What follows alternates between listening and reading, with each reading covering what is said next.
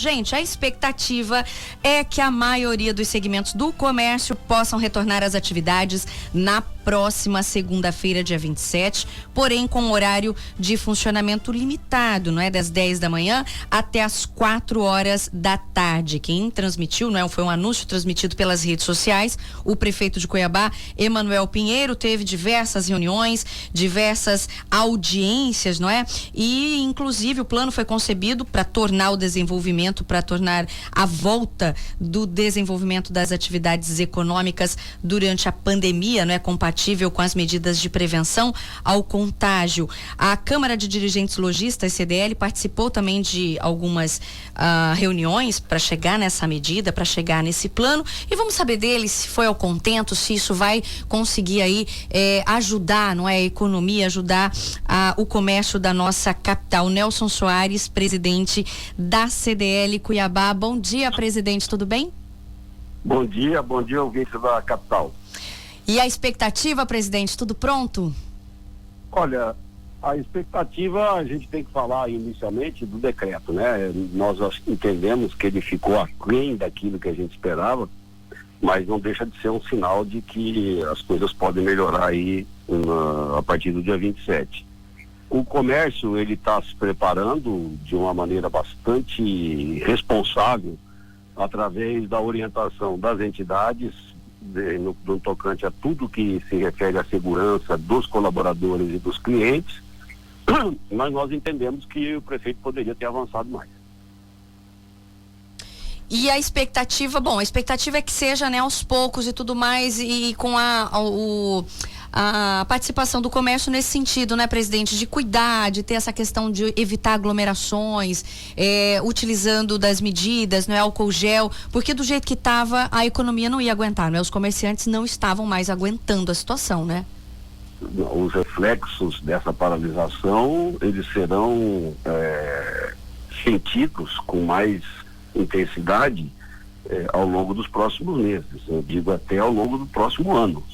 Nós vamos ter problemas sérios. A hora que sair o CAGED, você vai ver a quantidade de demissões que houveram, empresas que já resolveram fechar, encerrar as atividades, e isso não é um problema de Cuiabá, isso é um problema do Brasil, isso está acontecendo no Brasil todo. A gente entende a preocupação da saúde, mas a gente não entende a falta de discussão sobre os assuntos da economia. Por quê? O impacto vai ser tão severo ou maior do que o impacto da pandemia.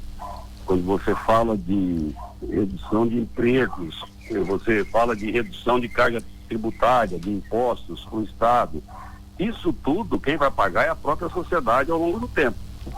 Então a nossa preocupação sempre foi de manter a todo custo o emprego, manter a renda, para que as pessoas pudessem ter um horizonte aí de ter uma possibilidade de reverter essa situação mais rapidamente. Não é o que vai acontecer. Mesmo com a abertura agora no próximo dia 27, a gente entende que você vai ter uma redução expressiva nas vendas, vai ser muito impactante a quantidade de pessoas que ainda vão ter que permanecer em casa por estar em grupo de risco, e também pela falta de recursos para comprar, porque perdeu o emprego, porque não tem renda, e isso você vai ter, vai ser muito severo com a atividade comercial. Nelson, bom dia, é a Ariana, tudo bem? Oi, Ariana, bom dia a você e a Camila aí. Eu queria fazer a seguinte pergunta para o senhor. Nós tivemos agora esse novo decreto que veio aí do prefeito, então a partir de segunda-feira, gradativamente o comércio volta a funcionar. Temos as obrigações por parte dos comerciantes, até como a Camila já citou, vai ter que cuidar de questão de aglomeração, questão de fila, enfim. Tem toda uma regra, assim como a própria população também, que vai sair de casa, tem que se cuidar, tem que usar máscaras. Por parte de vocês, CDL, que tem contato com os comerciantes, algum ponto dentro desse decreto preocupa com relação à fiscalização? Porque, por exemplo, o decreto não cita especificamente que tipo de penalidade os comerciantes vão sofrer se não cumprirem as regras. Vocês têm algum posicionamento com relação a isso? Sim, nós temos. A gente sabe que, além da prefeitura, outros organismos institucionais estão olhando com muito cuidado a relação das atividades comerciais em todos os sentidos, comerciais e industriais. Estou falando aqui especificamente do Ministério Público. Ou a gente se adequa e trabalha dentro das normas que a CDL, a FEComércio, a FIENTE, a FACMAT estão passando para os comerciantes, ou nós vamos ter a mesma situação que nós tivemos em Várzea Grande, Sinop, vai abrir e vai fechar de novo. Então, no próprio decreto tem um termo de compromisso que nós vamos assinar com o prefeito no tocante à capacitação, informação, e inclusive na ajuda, nós não temos esse poder, né, de fiscalização, mas nós vamos denunciar os maus comerciantes, porque eles vão atrapalhar aqueles que estão fazendo tudo certo. A nossa função é de orientação, de informação. Agora, se o comerciante não quer cumprir essas determinações, ele vai prejudicar toda a cadeia que está cumprindo. E cabe a nós colocarmos isso de uma forma muito clara para todos os empresários, de que é um movimento que não estamos preocupados com penalização, com multa, nós estamos preocupados com a manutenção da atividade ao longo do tempo, para que a gente consiga conviver com a pandemia e a economia juntos. Sim, então, e é uma situação, como o senhor está colocando, de fato muito delicada, porque em vários setores, a gente não fala só da economia, mas enfim, às vezes um pouco acaba atrapalhando muito, como o senhor está dizendo, né? Que foi o caso, por exemplo, de outras cidades no interior e aqui do nosso lado, a vizinha Várzea Grande. Uma outra preocupação também, Nelson, com relação a essa questão da retomada gradativa do comércio, é com relação, eu ouvi alguns comerciantes reclamando com relação ao transporte público, que hoje está operando apenas com 30% e não é toda a população que pode ter acesso ao transporte. Com relação a essa questão, o próprio prefeito já se manifestou, dizendo que que já há uma equipe técnica analisando a possibilidade aí de ampliar um pouco mais, para que a frota volte a circular um pouco mais. Com relação a essa questão, é uma preocupação também com relação a isso? Sim, nós estamos elaborando um documento que ele contém até agora 11 itens que nós vamos conversar com o prefeito, e entre eles está a nossa preocupação com a frota. No nosso entendimento, a frota tem que ser liberada total e, a partir do monitoramento ao longo da semana, ir adequando. O que aconteceu com o supermercado, a gente está prevendo vai acontecer com o comércio. O estabelecimento de horário menor de funcionamento, obrigatório, ele vai contribuir com que você tenha aglomeração em determinados momentos do dia. Verdade. Principalmente na abertura e no fechamento. No fechamento. Qual que é a nossa proposta? A nossa proposta é: todo mundo pode funcionar no horário normal, tá certo? Mas cumprindo um mínimo de horas. Ou, por exemplo, no caso de loja de conveniência, você tem lá a atividade, o posto que funciona 24 horas. Ele pode funcionar a loja dele 24 horas junto com o posto. Mas se for por economia, por medida de restrição do negócio, ele fala: não, eu não quero abrir 24 horas, eu vou abrir só das 7 da manhã às 8 da noite, por exemplo. O que aconteceu com o supermercado, que graças a Deus agora segunda-feira volta ao horário normal novamente, foi um problema sério. Você ia no supermercado na abertura e ia no fechamento, você tinha uma fila enorme. No primeiro momento nem fila não tinha, entrava todo mundo. Depois os supermercados se organizaram e passaram a fazer uma fila na entrada. Você ficava impactado com aquele horário para cumprir e em detrimento de outras atividades que você podia estar fazendo, inclusive de produção, né, do seu trabalho, que você está trabalhando em home office ou qualquer coisa parecida. Então a nossa preocupação é de que os horários determinados pelo decreto, eles podem contribuir para que você tenha uma aglomeração maior do que a necessária. E é isso que a gente vai discutir com o prefeito durante essa semana, até quando da assinatura do termo de compromisso das entidades com a prefeitura. É verdade, faz todo sentido mesmo, Nelson. Agora, com relação a demissões, já tem uma avaliação disso? Já teve um impacto muito negativo no comércio? Olha, a gente sabe com certeza que tem um excesso de demissões, né? Muitas empresas não conseguiram suportar essa paralisação e tiveram que demitir. outras conseguiram se adequar às normativas do governo. Nós estamos finalizando uma pesquisa, deve ficar por essa semana, em Cuiabá, né, para a gente ter uma fotografia mais real.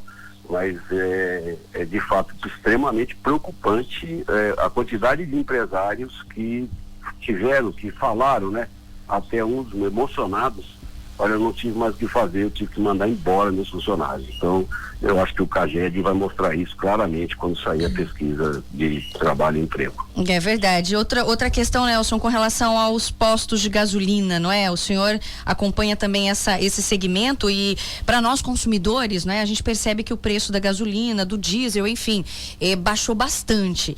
O que para o consumidor, por um lado, há uma comemoração, a gente sabe que por outro, para a economia tá lá no pé, não é? Eu ouvi aí dizer que foi pelo menos uns 60% de movimento que caiu nos postos, não sei se foi exatamente isso, e o que chamou bastante atenção é que os preços tanto da gasolina quanto do diesel nas refinarias chegaram na semana passada ao menor valor desde 2005, é isso mesmo? É isso mesmo, e a tendência é que caia mais ainda. O que a gente está vendo no mercado de petróleo, que é uma commodity, como é a soja, como é o milho, é uma crise de demanda.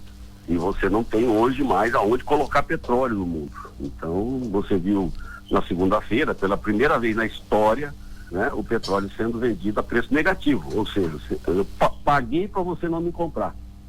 Olha que absurdo, né? Do que é a primeira lei de mercado da economia, né? A oferta e a procura. E a tendência é que isso continue por um período. Nós já tivemos o anúncio ontem da Petrobras reduzindo em 8% a gasolina e 4% o diesel, e deve se acentuar. Na esteira, a gente vai trazer o etanol. O etanol tem a paridade dele de 70% no preço da gasolina e também está tendo seus custos de produção sendo reduzidos em função da queda do preço do óleo diesel. Mas o problema é aonde que eu vou colocar esse produto? Não tem mais espaço. A capacidade de estocagem, ela tem um limite, e a hora que chega nesse limite não adianta mais eu produzir, porque eu não estou tendo de guardar o produto, e isso é crítico. Aí sim começa a afetar a economia como um todo e afeta a cadeia de cada um desses produtos. Então, fornecedores, empresas de manutenção, empresas de prestação de serviços, para esses setores vão passar a sofrer também as consequências dessa queda.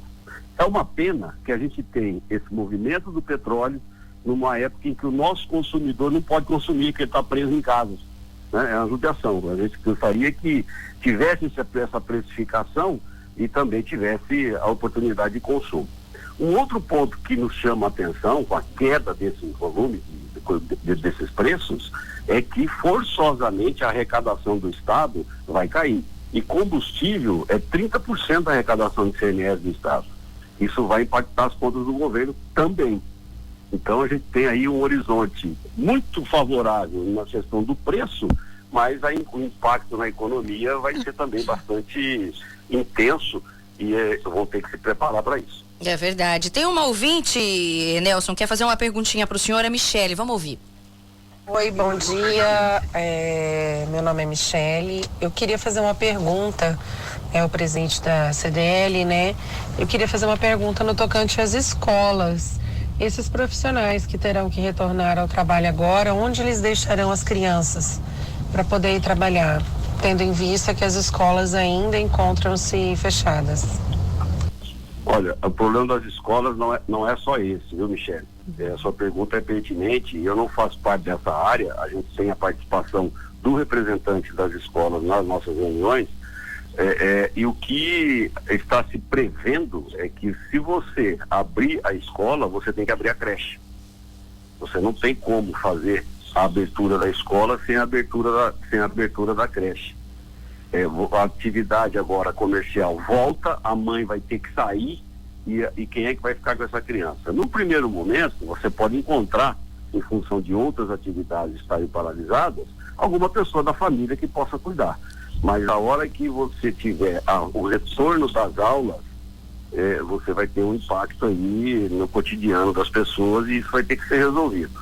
Um outro problema que está acontecendo, né, nas escolas particulares é em relação à mensalidade, né? E pagamento de salário de professores. Então, eles estão trabalhando lá no sentido de conversar com o prefeito para que ele determine exatamente que época ou em que data que as escolas vão poder funcionar e possam fazer as suas correções aí nos orçamentos, no planejamento financeiro.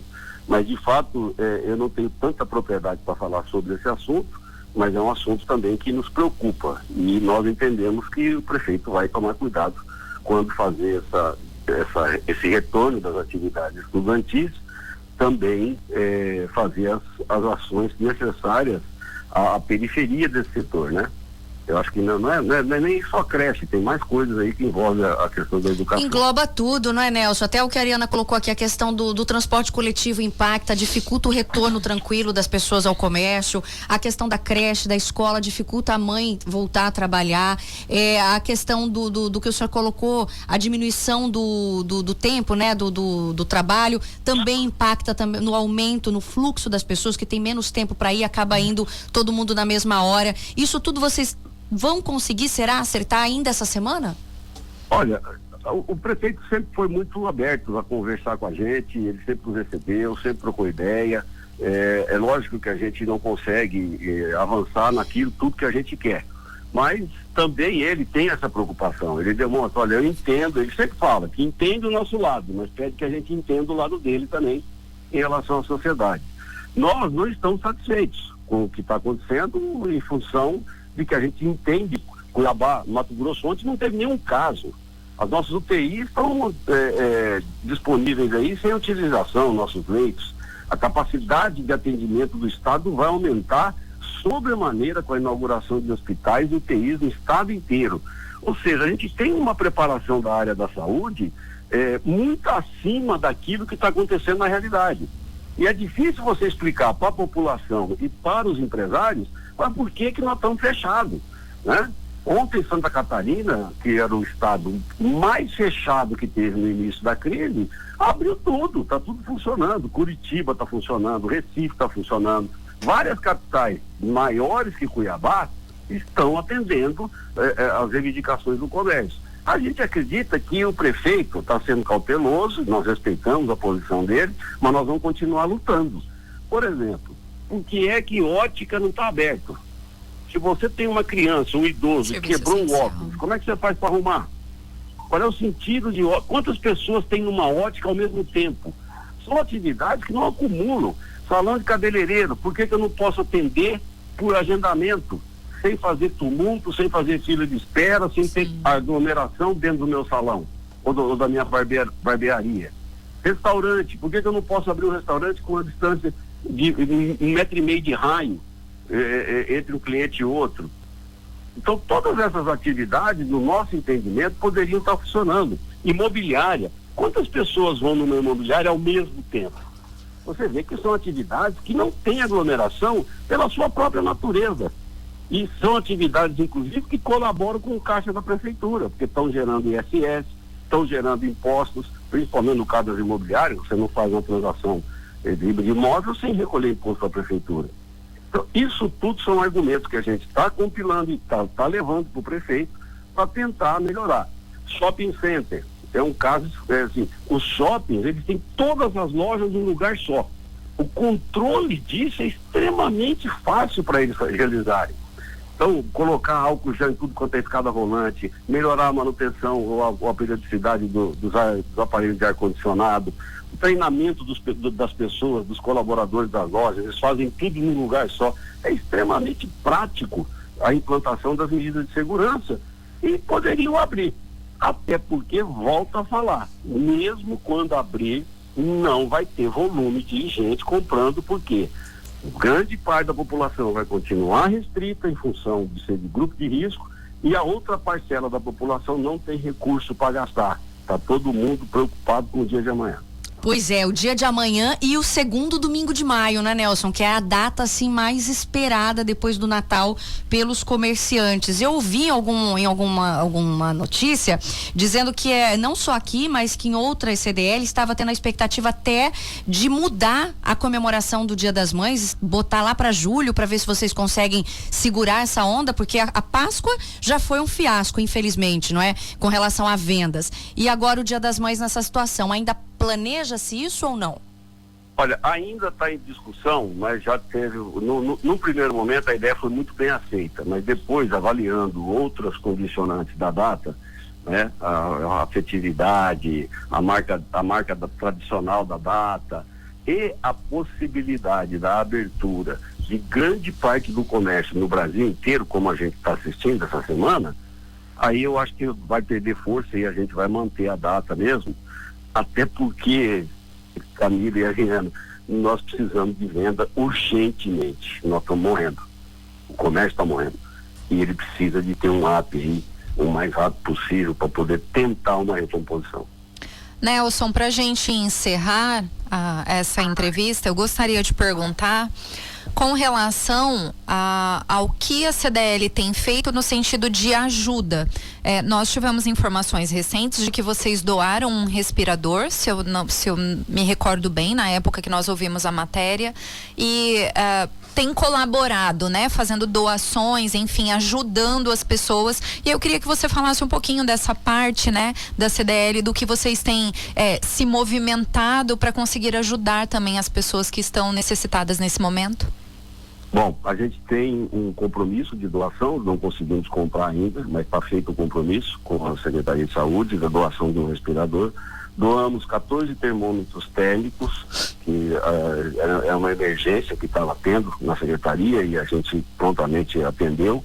Nós disponibilizamos um site em que os comerciantes que atendem por delivery podem se inscrever lá gratuitamente, e a gente está impulsionando esse site, favorecendo a venda por delivery. Nós temos feito ação através do CDL Social no sentido de promover a aquisição de cestas básicas e entregar para a população menos favorecida, e aderimos na semana passada a um grande projeto de doação que está sendo capitaneado pela instituição André Maggi, da Fundação André Maggi, que congrega a maioria dos grandes representantes das atividades empresariais, Fiente, Fecomércio, a Facmat, entre outras entidades, no sentido de angariar fundos e promover assistência a essas pessoas.